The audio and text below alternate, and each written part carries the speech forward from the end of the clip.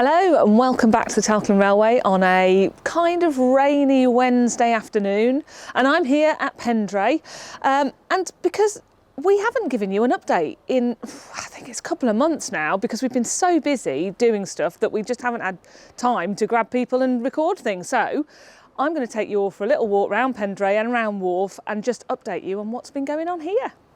So after we finish running trains in November, it doesn't mean the work stops at all, and it doesn't stop for volunteers either, because we've got loco working parties that have been happening. And what we've done is we've got number 7 and number 3, and they have been stripped down. The boiler inspector has come along and done a cold inspection on them and checked that everything is okay, which thankfully it is. So we've got another working party coming back in, and they're going to put everything back, but also they're doing some maintenance as well, because whilst they're not running, and we've been able to take them out of service because we haven't had any trains running at the moment. So they've been looking at axle boxes, they've been looking at trailing wheels, and leaving tools all around because they're right in the middle of it. And if that's something that you think that you might enjoy doing on a cold, rainy weekend in December, please drop us an email at volunteering@, because we'd love to get you joining us on the loco working parties. But that doesn't mean we haven't got locos, because obviously we're coming up to December and we will be running locos. So we've got our festive locos, we've got 1, 2 and 4 all ready to go for tinsel and turkey, the Santa specials, and the carol train. Oh, there's so much going on. Check out on the website and have a look what we've got going on. So wandered out a loco shed and just found the guys doing a shunt, getting the Santa set ready, which, as you can see, is all new. Well, our 2 new coaches, and the rest of it is a heated set as well, so lovely and warm. Number 26, we're hoping, will turn up at the beginning of next year. It's nearly done. I think it's headed into the paint shop. And just next to the Santa set, you can see number 5, which has been out under its own steam. It's not quite ready to go into service yet, but with a big push from the staff and volunteers who spent a lot of time working on it, and the YMG, who gave it a beautiful paint job, it really is so close to being up and down the railway under its own steam. So here's something that really does run on steam as opposed to diesel I was just talking about. Although at the moment it's not running on steam because it went out of boiler ticket in January of this year, so it's nearly been out for a whole year. But that doesn't mean it hasn't been moving itself around the place, because in July, number 6 went to Highley to go on display in their engine shed, and it had a brilliant time advertising the 75 appeal and all our volunteering opportunities, and it looked great up against its larger counterpart of Gordon. After Highley, however, it then went to the National Festival of Railway Modelling at the NEC in November, and we had an intrepid group of volunteers who came and cleaned her and manned the stall and spoke to, I think it was 12,000 visitors I think they'd had through the door, or they were estimating to have through the door. So the guys did a really great job selling us, telling everybody about the appeal and the volunteering opportunities. So thanks to everybody who helped doing that. But now she's back, and we are looking to do the Overhaul. So we think it's going to be about a 2-year project. Obviously you can't tell with these things with what you find, but it's going to be run by volunteers and done by volunteers. So if this is something you fancy having a go at, I said the email earlier in the video, so scroll back and have a look at that. So after we stopped running passenger services on the 1st of November, the outdoor gang sprang into action and went and just ripped up the track. So let's go over to them and see exactly what they're doing. Well, hello. We're now at sunny Bringlass. It's always sunny here. And we're in the midst of Outdoor Week, when once the trains are running, we take advantage of the opportunity to take possession of the railway and do all the track and bridge work that we can't do while the trains are running. So there are 2 major jobs we're doing this week. One is track renewal of replacing 12 lengths of track between Talyllyn Hen and Pendre Wharf lower accommodation crossing, and that work's progressing extremely well. We're putting in new hardwood sleepers using the existing rail, and we're being very economical in that we're reusing much of the existing ballast with some new ballast just to make sure we've got the drainage right. But the job we're doing here at Bringlass is on the stream bridge, just at the east end of the station. It's a bridge which has 4 steel or iron girders, one of which is original, dates from when the railway was opened. But it's got very heavily corroded and it's got some quite big holes in the web. So the job we've been doing today is putting in a new galvanised steel beam under the edge of the platform. And we've just put that beam in, and that's gone very successfully. So we've got to put back all the timbers and then the rails. And that's what we're doing here. And I think we'll shortly be going down to the relaying job. Thank you. Thank you, David. You join us here at Pendre Wharf Lower Crossing renewal site, where we've renewed sleepers and ballast on 12 36-foot lengths of rail. That's 432 feet, I think, if my maths is right. It's involved renewing 156 sleepers and 632 fixings, if I can work that out correctly, at 4 fixings of rail. What we've done is excavated down to the formation or the base of the sleepers, put new sleepers down and then put new rail on top and new fixings. We've yet to put the new ballast down and tamp it to get the alignment and the line, what's known as the line and level correct. We've had wonderful weather for November. I'm stood here in the sun at the moment.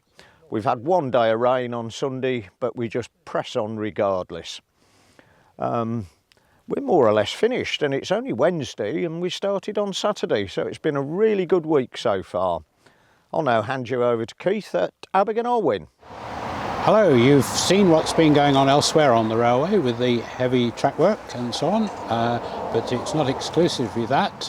We're currently at Abergyn working in the play area and the car park area, reducing the height and width of the overgrown hedge, and we've got some excellent support, volunteer help from Network Rail staff, and they've been doing a sterling job. So, yeah, I'm Matt Beaumont from Network Rail. We're part of the drainage and lineside team, and one of our team is a member here at Talyllyn Railway. So he roped us in to use up some of our volunteer days, and it's all for a good cause, and it's been going very well. We've had a lot of progress trimming back this hedge for the railway. So thank you guys for that update on Outdoor Week. We are now back to a completely running railway. All the rails are back in, all the sleepers are back in. I'm very happy about that. But we also had S&T week, so the guys on the S&T team came and did all the maintenance on the token machines. They did all the point rodding. They cleaned all the levers and all of that sort of stuff. Ross even broke the largest ratchet spanner that we have on the Nant Gwernal turnbuckle, because it was that seized that he put that much pressure on it, it cracked that. So I've got to buy another one of those. And the hedge laying team have found as well, and they not only did a fantastic job of laying our boundary hedges, they battled Storm Bert while doing it. So all kudos to those guys who got really, really wet and damp on their weekend. I'm not wet and damp now because I'm in Westshed to show you a brilliant safety upgrade that has been designed and built by the engineering staff here. And it's been a while coming, but we've got a beautiful new pit cover that slides.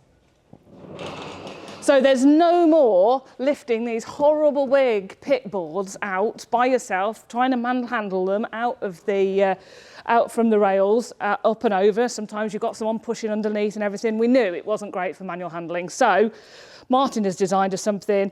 The staff here have worked really hard and got it working and welded it all together. And there's going to be 3 of them. They slide along the rails, so they sit under carriages while you're working and the pit needs to be out, and otherwise they slide in and they will be located where they sit. So very, very happy with this brilliant new safety upgrade. And talking about safety upgrades, let's go to the workshop. So talking about safety upgrades, we haven't left the works out of here. And as you can see, we've got some beautiful new guards on the bridge ports. And this is Josh, our brand new apprentice who started with us this year on his 2-year apprentice scheme. And he's just going to show me how easy this is to put into place. Go for it, Josh. Yeah. So it just comes down like that. position it. And depending on the size of the item that you're working on, you can position that guard wherever you want, and that's going to keep the guys safe from anything that comes flying off it, which hopefully won't be anything. And Josh has got his PPE on his head as well as we're going. And just behind over here, you can see that they are currently working on the next one of the rolling pit covers, which is brilliant. So hopefully the frame's just over there and this is the top. And as we come down here, we're also, seeing as we're not running at the minute, we've started bogie overhauls. So the guys are stripping them down, looking at them all, making sure the bolts are right, doing all the maintenance they need to do on it. And Mark is going to tell you a bit more about that with the carriages. Okay, you've just been looking at the bogies for 9. This is 9, which is in for a lot of work. It's got all the panels off this side and the other side, and it's going to have a bit of a transformation, but more about that later. If we look over here, we have number 18, which is our 6-compartment standard bogie, of which we've only got 1. So it's got doors on both sides. It had some leaks in the roof, so the interior, which is really nice, had a bit of water damage. So we had quite a lot of time to repair all the water damage, repair the roof, and then it's had new brown paint, new green paint, 2 coats of varnish all round, and it should be out in 2 weeks' time. We've got the running boards here. They're just a little bit behind, but they'll get done, and then that'll be released back into traffic. Then hopefully we've got a couple of quick jobs, but more about them in the next update. Thanks for that, Mark. And as you know, I can't resist harping on about safety. And you may remember that last year's AGM appeal was all about working at heights on the engine. So that's the cleaning of it, accessing the top of the tanks, accessing all the brass that needs cleaning, etc. And we've invested in 2 platforms for the guys to use when they're cleaning. So it makes it a lot easier than having to hang on with 3 points of contact on a ladder. And it means that you can stand and clean, especially in this drop part of the loco works where it's higher to get up to an engine. And we have actually upgraded the ladders as well and put stabiliser bars on the bottom of them, so they are a lot easier to use on the pit covers in the loco shed. So yeah, very happy with our safety upgrades at the minute. So as promised, we've come over to Wharf next to check out what's been going on over here, and we just happened to bump into our fundraising champion, Mr. Drummond here. So we thought we'd give you a little update on the 75 appeal and the National Lottery Heritage Project. Because some of you may have seen on the website, we put an update on there announcing the fact that we've discovered that we can't use the orchard to build a building on, which is it's a real blow, but we are glad that we discovered it at this point, because obviously we've got only so far in the project and we hadn't put in for planning permission, so we hadn't spent that amount of money. And you know, these sort of things are supposed to be discovered at the REBA 3, REBA 4 bit of the project. So so it was the right time to discover it, and it gave us the ability to take the decision to not use that piece of land. But on a plus point of that, this project is still going to achieve everything that we aim to achieve in option C. You know, we are going to have a new works, we are going to have the storage we need, we are going to have additional space. It's just going to have to move off the orchard into a different configuration. I think you had a really good quote, didn't you, Ian? It's sort of kind of misquoting Mr. Eric Morecambe that says we're going to have all the same facilities, just not necessarily in the same places. Yeah, absolutely. So don't be worried about it. The project is still happening. We're still going to achieve all of our aims. We just can't use that space for it. We'll have to think of a different use for that space. We'll think of something. The badger will be happy at least. Indeed, indeed. So anyway, Ian, there is, however, a project at Wharf that has finally reached its end. And remind me when it started? 2017 we first talked about it.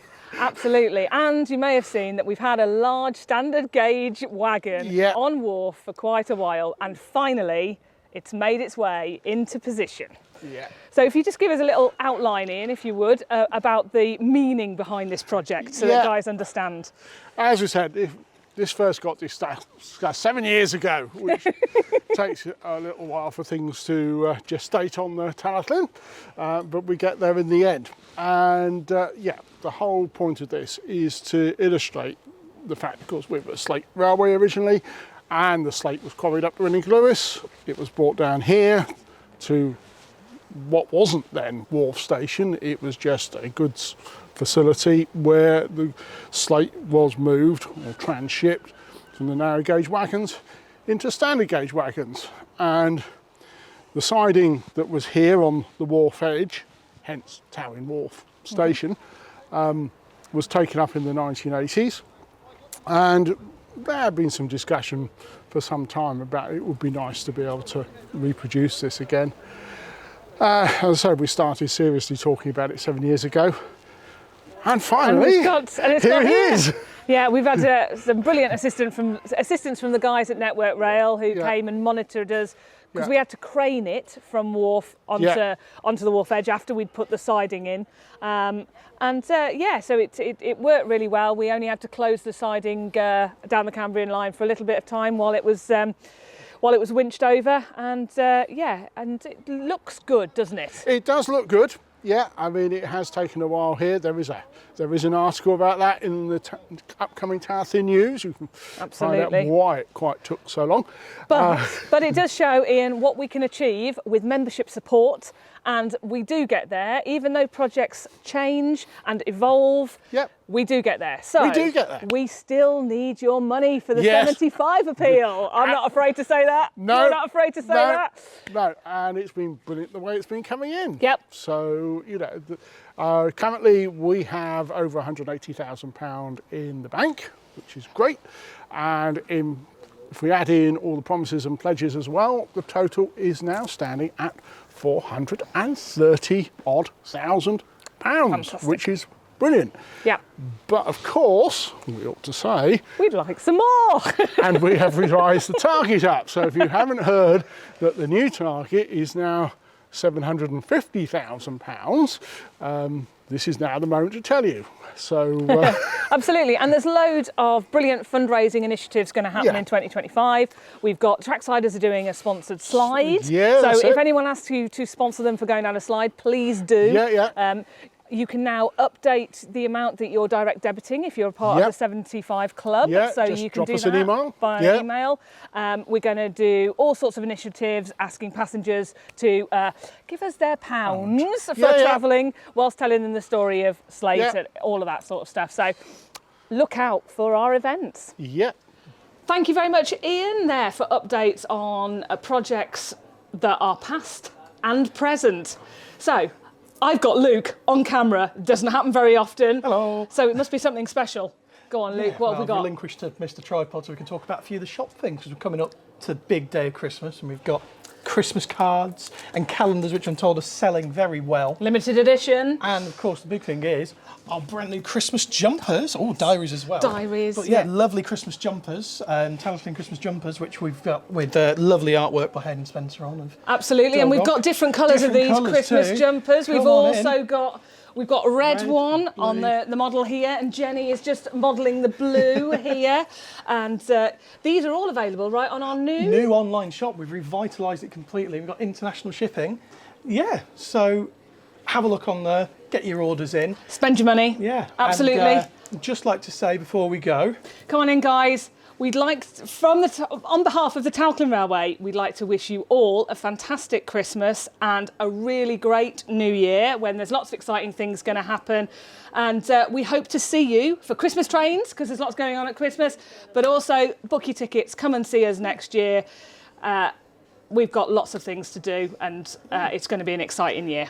Thank you very much for your support. Thank you. See you 2025. Lovely Chloe. Lovely Chloe.